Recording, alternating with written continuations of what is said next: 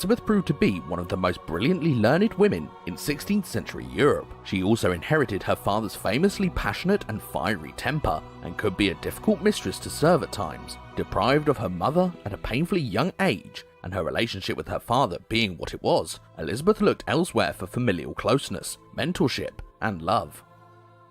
Elizabeth did develop a closeness with her younger brother, Prince Edward, most likely because they were so much closer in age than herself and Mary, and Elizabeth came to love her baby brother. She carried the chrism at Edward's baptism. They shared the same tutors when it came time for their formal education, and shared their lessons with one another, even writing letters to one another in Latin, and they were both raised and influenced by the same ardently Protestant reformers.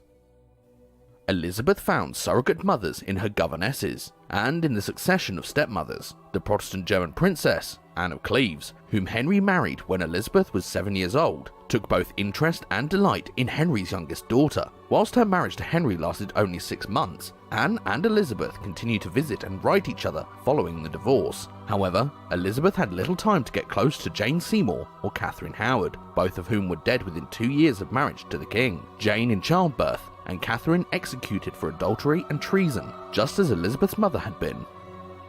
When the 19-year-old Catherine Howard, who was, in fact, Anne Boleyn's cousin, was beheaded, Elizabeth drew an important lesson from it. The 8-year-old princess, no doubt remembering what had happened to her mother also, remarked to her friend and schoolmate, Robert Dudley, "I shall never marry." This lesson would be reinforced over and over again as Elizabeth grew up, as she observed that married women were invariably at the mercy of their husbands, surrendering all power and self-determination to them.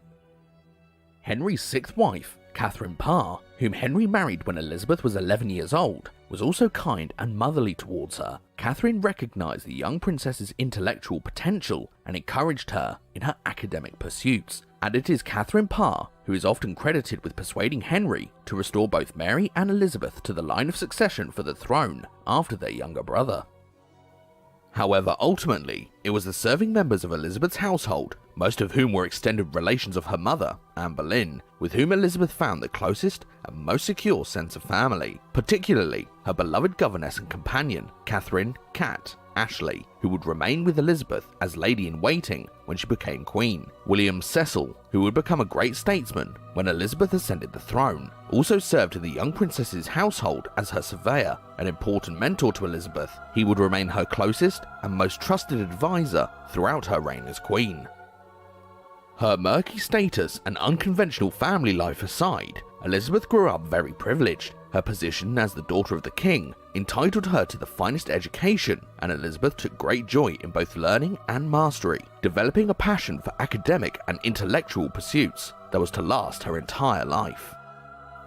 Her beloved Cat Ashley organised Elizabeth's foundational education, consisting largely of English grammar, logic and rhetoric, arithmetic, music, dance, religious instruction, and various languages including French, Dutch, Italian, and Spanish. Like her father and sister before her, Elizabeth excelled at her studies, and when she was 11 years old, the first of a series of eminent Cambridge-educated tutors took over for Mistress Ashley to provide Elizabeth with her more formal education.